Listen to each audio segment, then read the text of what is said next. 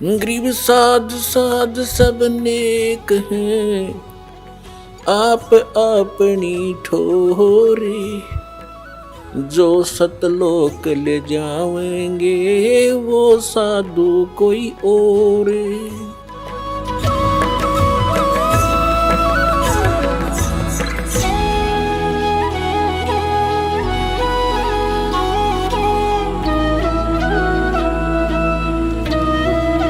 सतगुरुदेव की जय। बंदी छोड़ कबीर परमेश्वर जी की जय। बंदी छोड़ गरीबदास जी महाराज जी की जय हो। स्वामी रामदेवानंद जी गुरु महाराज जी की जय हो।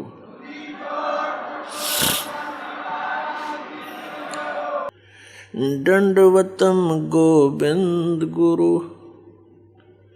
बंदो अविजन सोय। पहले भये परिणाम तिन, नमो जो आगे होय। परम पिता परमात्मा पूर्ण ब्रह्म सर्व सृष्टि रचनहार कबीर परमेश्वर जी की असीम कृपा से आप सभी पुण्यात्माएं सत्संग श्रवण कर रहे हैं।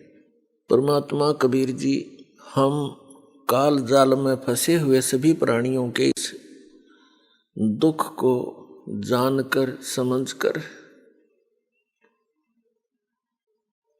अपने सतलोक से चलकर के यहाँ आते हैं और हमारे अज्ञान को समाप्त करते हैं।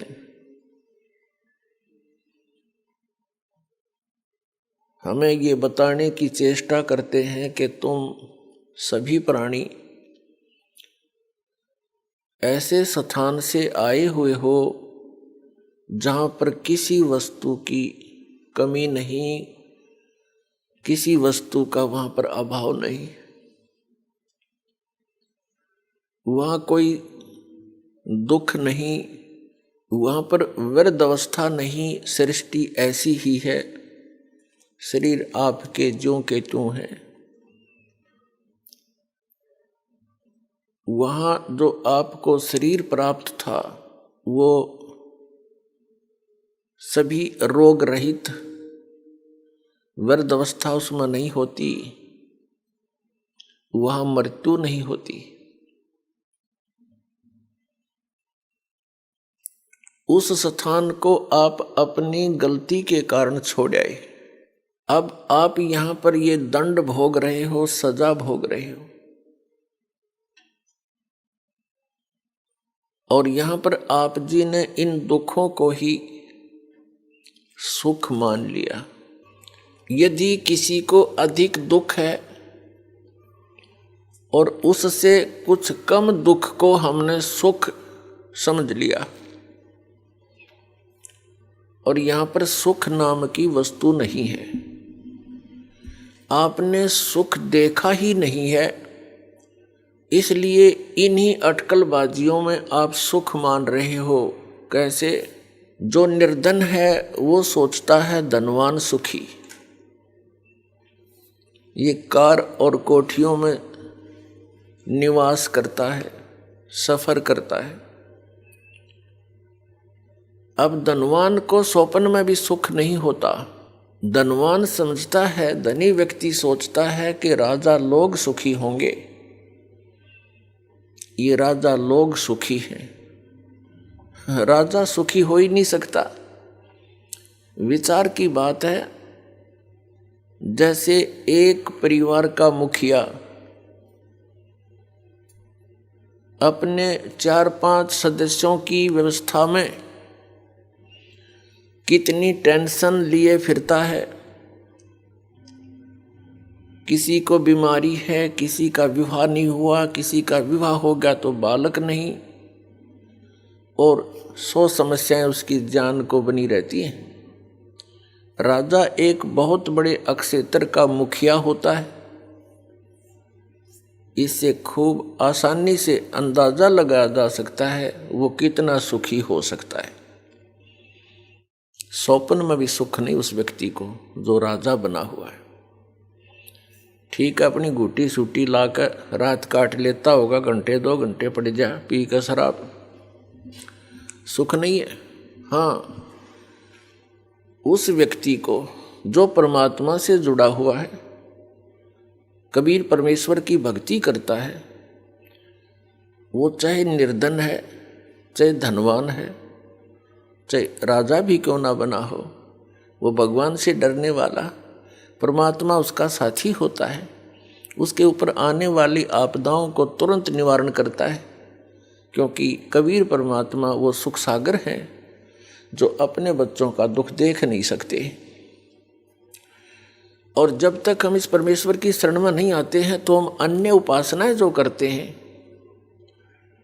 वो हमें अपने प्रारब्ध में आने वाली आपदाओं से नहीं बचा सकते। उन साधनाओं से आपको अन्य लाभ तो हो सकते हैं, लेकिन आपके कर्म के दंड में वो परिवर्तन नहीं कर सकते। एक कबीर परमात्मा परम अक्षर ब्रह्म को छोड़कर अन्य जितने भी प्रभु हैं, स्वामी हैं, वो आपको जैसा कर्म किया है वो ही प्रदान कर सकते हैं, उसमें परिवर्तन नहीं कर सकते। तो वो भक्ति हमारे लिए यूजलेस है। हमारे प्रारब्ध में, हमारे संस्कार में, पुण्यों में, इस जीवन के सफर में कोई ऐसा भयंकर घटना, दुर्घटना हो और वो टले नहीं, वो दुर्घटना जब घट जाएगी और कोई ऐसी घटना हो जो इस आदमी का मनोबल तोड़ देती है, फिर वो भक्ति भी नहीं करता, छोड़ देता भक्ति को। और परमात्मा कबीर जी आप पर आने वाले आपके प्रारब्ध के संस्कारों को बदल देता है। जब हमारे ऊपर कोई आपदा आ जाती है और हमें पता है कि इसका कोई निवारण इस पृथ्वी पर नहीं है, और फिर वो ठीक हो जाता है, उसका समाधान हो जाता है इस भक्ति से, तो हमारी आस्था भगवान में दृढ़ होती है और तभी हम भक्ति कर सकते हैं। पुण्यात्मा, हम ऐसे लोक से आए हैं जहाँ कोई कष्ट नहीं था, कोई दुख नहीं था, मृत्यु नहीं थी और वृद्ध अवस्था नहीं थी। कोई भी वृद्ध अवस्था पसंद नहीं करता। 60-70 वर्ष के हो जाते हैं राजनेता, अभिनेता, और अपनी सकीन को भी टाइट करवाते हैं देश विदेश में जाके। 1-2 साल के बाद फिर सिकुड़ेगी बात है, कितना करवाओगे इसने सेटिंग, और फिर मृत्यु डेफिनेट। आप सारा जीवन लगाते हो अपने मकान के बनाने में और परिवार के पोषण में। संतान होती है, संतान के फिर संतान होती है, हम बड़े खुश होकर रहते हैं, उनके साथ सीने से लगाते हैं, प्यार करते हैं, अच्छी बात है।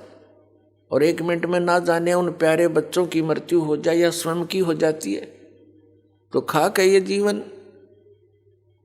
किस चीज पर आप आस लगाए बैठे हो? यदि हमारी मृत्यु ना हो तो हम इतने ढीठ हो चुके हैं, इन दुखों को हम कोई परवाह नहीं करते, बेशक आई रो आपदाएं हमारे ऊपर, लेकिन मृत्यु भी डेफिनेट। तो इसकी तरफ थोड़ा सा ध्यान देना पड़ेगा आप जीने पे। असंख्य जन्म हो गए आपने यही परिवार पोषण करते और यही बंगले और कोठी और फैक्ट्री लाते और बनाते, आप ही चले जाते हो, ये यहीं रह जाती है। और फिर आप बने हो कहीं गधे और कोठी खड़ी है कहीं दूर। आपको क्या मिला उस कोठी में जो सारा जीवन खो दिया? ये किस कारण से करते हैं हम? क्योंकि हमने इतनी ही पढ़ाई पढ़ रखी है, विवाह हो जा, संतान हो जा, रोजगार मिल जा, इनका पालन पोषण कर दें, इनका विवाह कर दें, फिर मर जावा, बेशक काम पूरा हुआ। नहीं, मनुष्य जीवन का कार्य तो आपने स्टार्ट भी नहीं किया।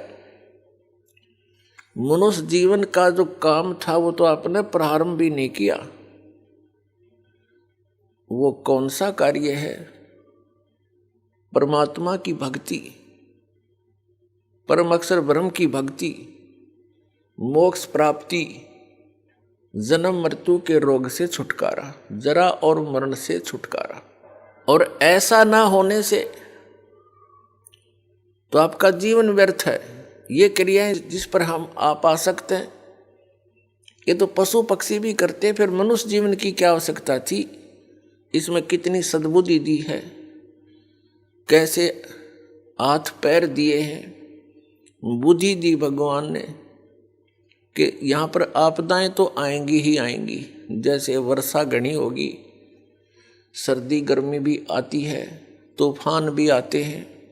इनसे बचने के लिए अपनी कोई झोंपड़ी कुटिया अवश्य बनानी चाहिए। गर्मी सर्दी से बचने के लिए वस्त्रों की, लज्जा शर्म भी बनाए रखने के लिए वस्त्रों की आवश्यकता है, वो भी आपको सद्बुद्धि दे दी। तो पुण्यात्माओं, जो मानव शरीर आपको प्राप्त है, ये केवल ही पशु जैसे पक्षियों जैसे कर्म के लिए ही नहीं मिला था। इसके साथ साथ इसका एक वेरी इंपॉर्टेंट और कार्य है, वो जन्म मृत्यु के रोग से छुटकारा पाना। अब जन्म मृत्यु के रोग से छूटने का जो साधना थी, उपाय था, वो अभी तक हमें प्राप्त नहीं हुआ,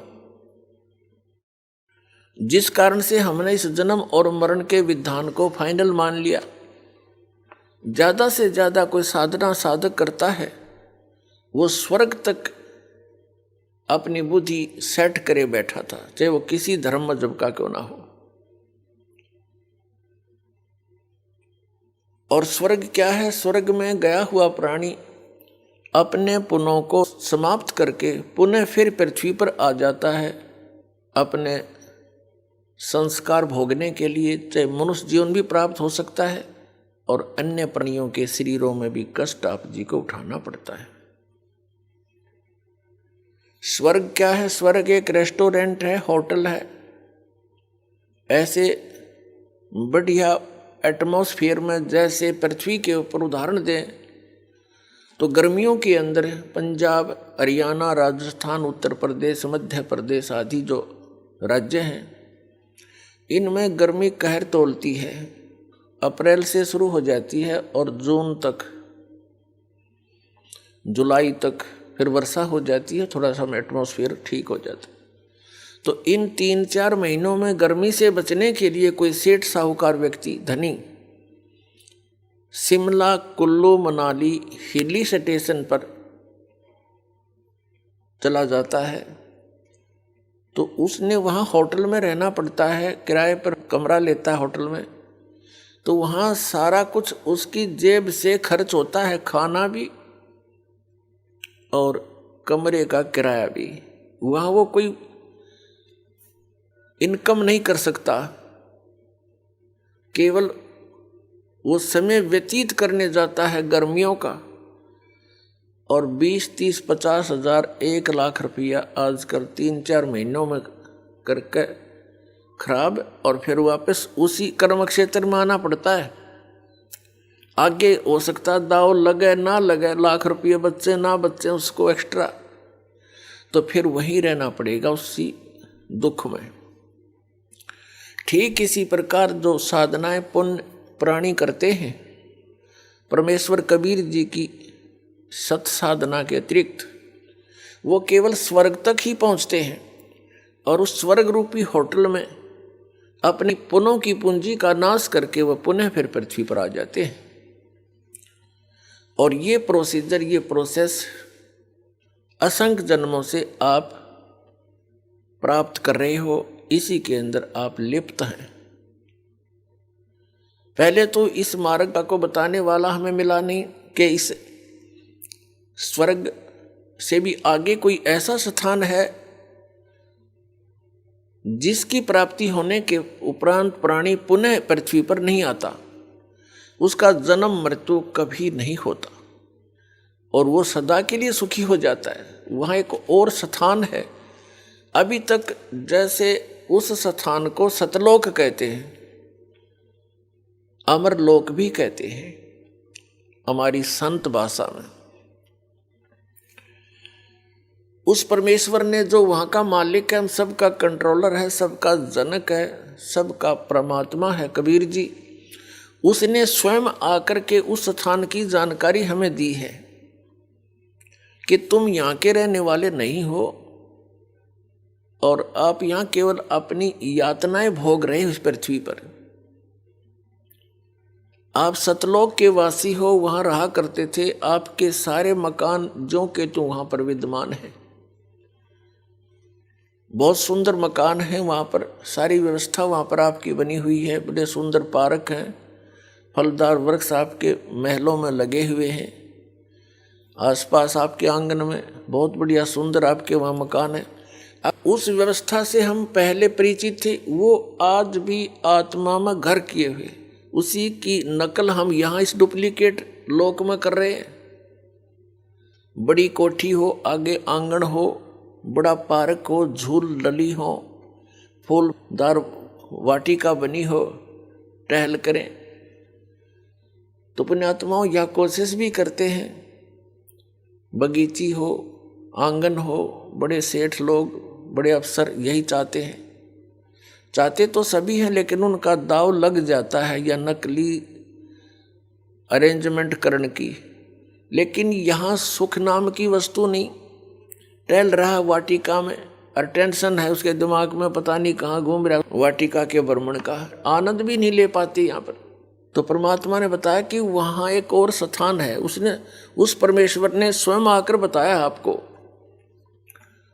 और वो चारों युगों में हमारे पीछे पड़े हुए हैं कि तुम गलत साधना कर रहे हो, तुम गलत लोक में रह रहे हो, जिनको तुम परमात्मा मानकर पूज रहे हो ये परमात्मा नहीं है, परमात्मा का तुम्हें ज्ञान भी नहीं है। लेकिन सतयुग त्रेता द्वापर में हम दुखी नहीं थे। पुण्यकर्मी प्राणियों के जन्म होते हैं, वो जो भी साधना कर रहे होते हैं, कैसी भी कर रहे हैं, फिर भी वो सुखी होते हैं और वो समझ बैठे होते हैं कि हम जो पूजाएं भगवान की कर रहे हैं इसी से हमें ये लाभ हो रहा है। तो उस समय परमात्मा आते भी हैं। ये ज्ञान जो आज दास आपको रूबरू कर रहा है, यही ज्ञान उन्हीं का दिया हुआ, कबीर परमात्मा का, उस परम अक्षर ब्रह्म का, सत्य पुरुष का। तो उस समय हम नहीं सुनते उनकी इस बात को, क्योंकि हम सभी पुण्यकर्मी प्राणी सतयुग त्रेता द्वापर तक जन्म लेते रहते हैं और हमारे पूर्व संस्कार से हम स्वस्थ भी होते हैं, सब सुविधाएं भी उपलब्ध होती हैं, बच्चे भी स्वस्थ होते हैं, दीर्घायु होती है। तो हम ये भूल कर बैठते हैं कि जो साधना हम कर रहे हैं इनसे हमें सब सुख उपलब्ध है। अध्यात्म ज्ञान के अभाव से, तत्व ज्ञान की कमी से हम इतना सोच लेते हैं। हम भूल जाते हैं कि जो भी आपको प्राप्त है ये आपके पूर्व जन्मों का ही आपको प्राप्त है। वर्तमान में जो आप कर रहे हो इसका फल आपको भविष्य में आने वाले समय में मिलेगा, नेक्स्ट जीवन में, अगले जन्मों में। तो इस कारण से हम उस परमात्मा के यथार्थ ज्ञान को नहीं सुन सके, समझ भी नहीं सके और शरण भी ग्रहण नहीं कर सके। ये दुर्भाग्य रहा हमारा। बड़े पुण्य भी किए, साधनाएं भी की, वेदों अनुसार भक्ति भी की, लेकिन परमात्मा प्राप्ति नहीं हुई और न ही स्थायी स्थान मिला। हम जन्मते रहे, मरते रहे। इस दीर्घ रोग से हम असंख्य जन्मों से ग्रस्त हैं।